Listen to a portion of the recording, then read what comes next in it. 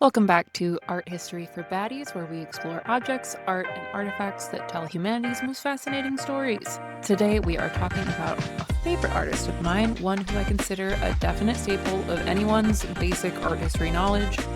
So, last week we talked about a 25,000-year-old figurine carved during the Ice Age. This week, we are fast-forwarding to the 20th century to discuss an artist whose work is just as intimate, just as powerful, and just as concerned with the female body and experience, but in a completely different way.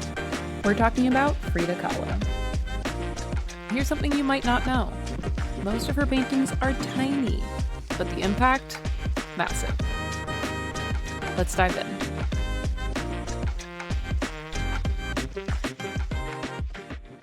Frida Kahlo was born Magdalena Carmen Frida Kahlo y Calderón on July 6, 1907 in Mexico.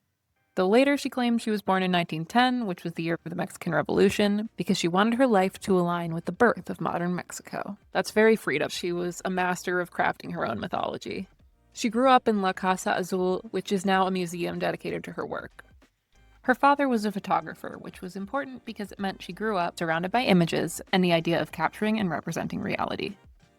When she was 6, she contracted polio, which left her right leg thinner than her left. She was bullied for it, so she started wearing long, traditional Mexican skirts, partly to hide her leg, but also as a deliberate means of embracing Mexican indigenous culture. Everything Frida wore was a statement, and these dresses would become a staple of her identity. But the event that truly shaped her life and her art happened when she was 18.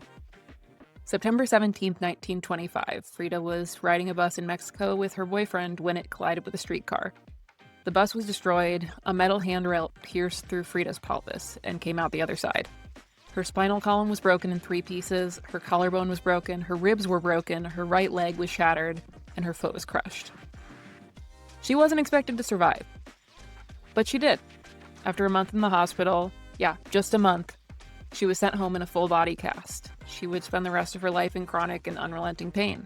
She had over 30 surgeries throughout her entire life. She had multiple miscarriages. She eventually had part of her leg amputated.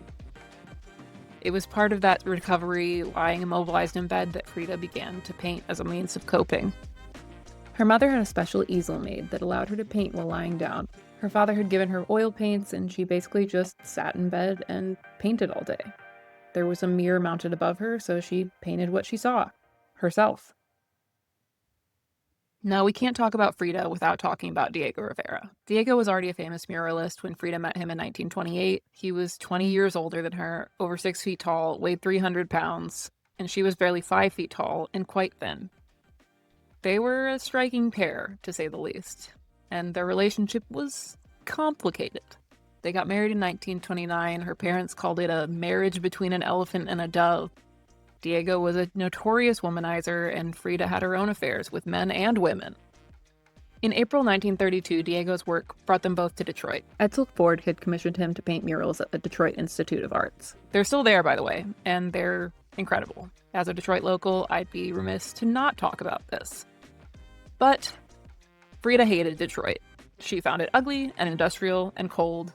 She missed Mexico desperately, and she wrote letters home complaining constantly about the food and the people and the culture and just everything about it. And the whole time, she was dealing with some really serious health issues. In 1932, while they were still living there, Frida suffered a devastating miscarriage at Henry Ford Hospital. She desperately wanted a child, but her injuries from the bus accident made it nearly impossible for her to carry a pregnancy to term.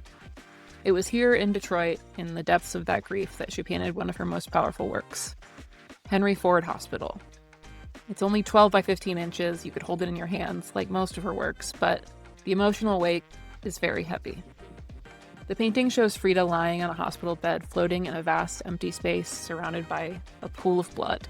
6 red ribbons extend from her belly like umbilical cords, each attached to a symbol, a fetus, a snail, a piece of medical equipment, an orchid Diego had brought her, a broken pelvis, and a machine representing the industrial city she was trapped in.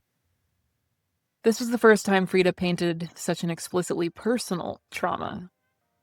Let's talk about some of her other key works.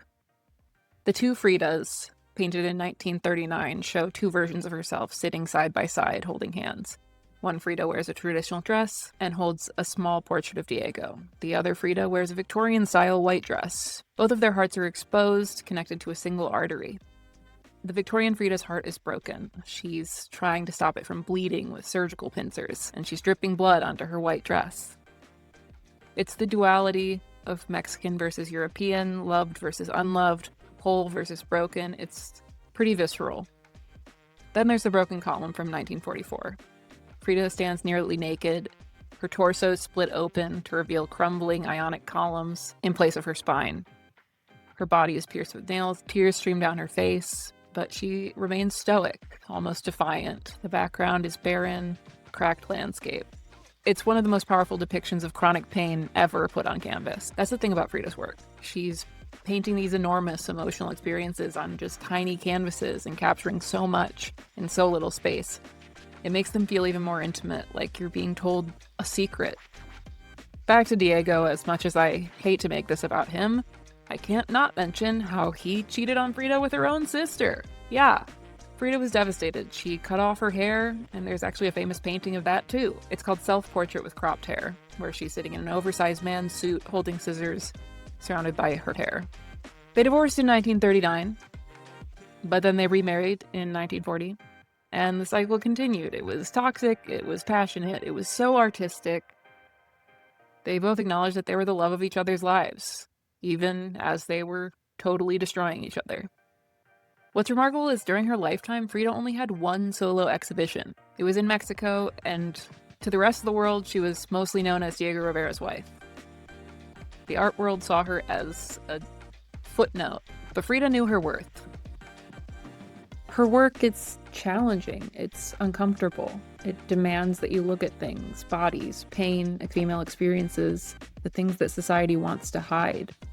Today, her face is everywhere. It's on tote bags, it's on t-shirts and mugs and magnets, and she's been turned into an icon, a symbol of girl power.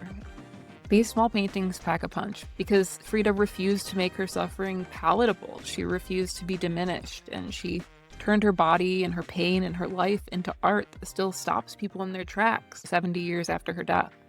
Frida Kahlo died on July 13, 1954, at the age of 47. Her last painting was of watermelons with the words "Viva la vida," that's "Long live life," painted in bright red letters. Small paintings, big impact, and some of the most powerful ones were created right here in Detroit. If you're local to Detroit, make sure you go see Diego's murals at the DIA and think about Frida painting her way through a city that she hated, creating something that would outlive all of us. That's it for this episode. Till next time, stay curious, baddies.